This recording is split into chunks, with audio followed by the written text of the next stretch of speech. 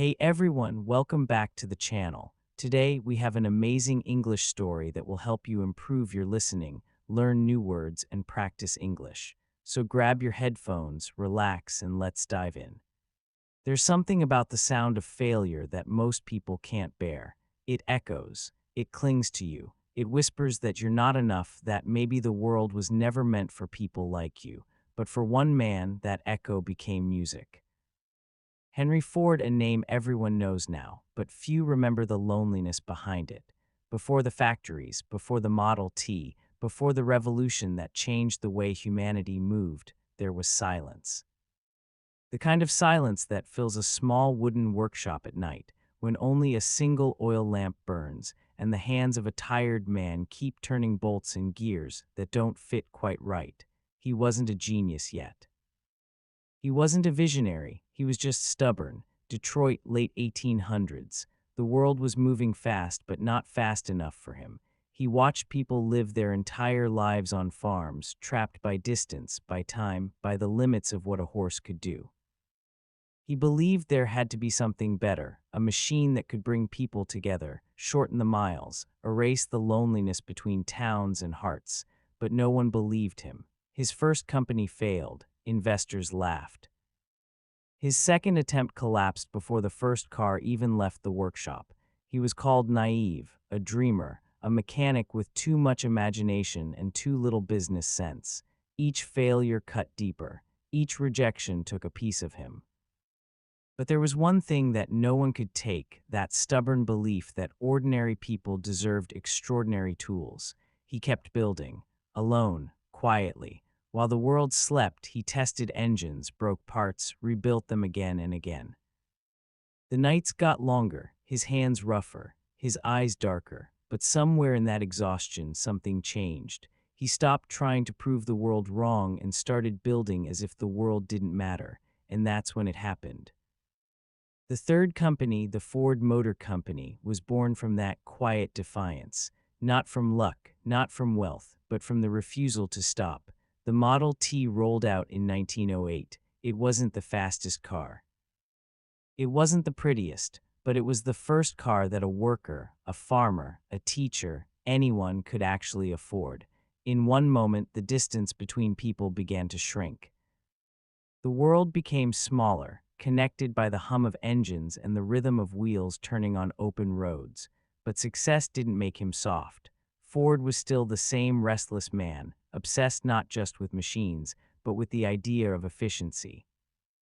The assembly line wasn't born from greed.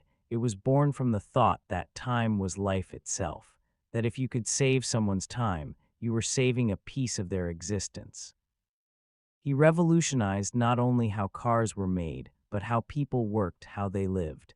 And yet he paid a price. The same perfection that fueled his vision also made him distant, his relationships fractured. His son, Edsel, lived under the shadow of a man who could not stop chasing improvement, even when everything around him begged him to rest. There's something tragic in that. How a man can build a world for others and forget to live in it himself.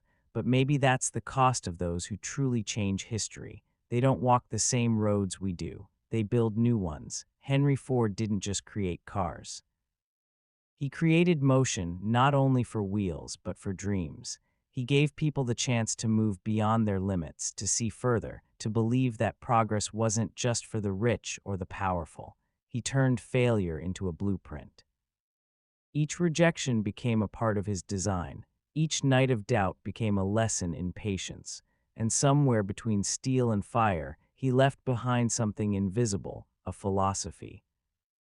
That real innovation isn't about speed or money or fame.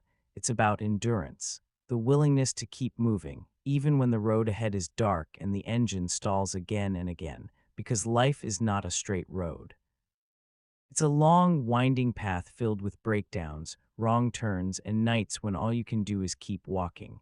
Ford knew that. He lived it. And maybe that's why his story still matters today in a world obsessed with instant success, viral moments, and quick results.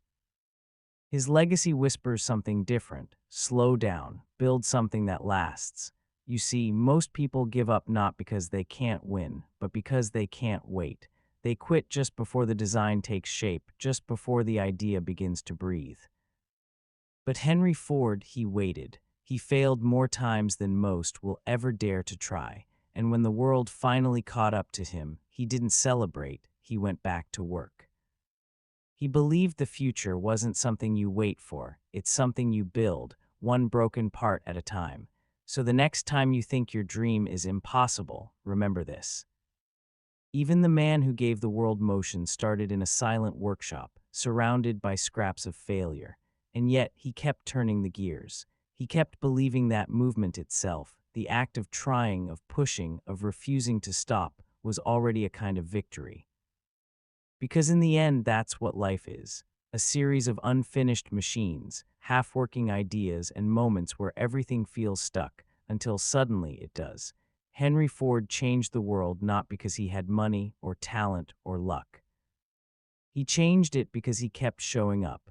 And maybe if you keep showing up too, no matter how tired, how uncertain, how impossible it feels, you'll find that same quiet strength in yourself, the strength to build, to fail, to rebuild again, until one day you look back and realize that what you've built is no longer just a machine, but a life that moves, breathes, and carries others forward.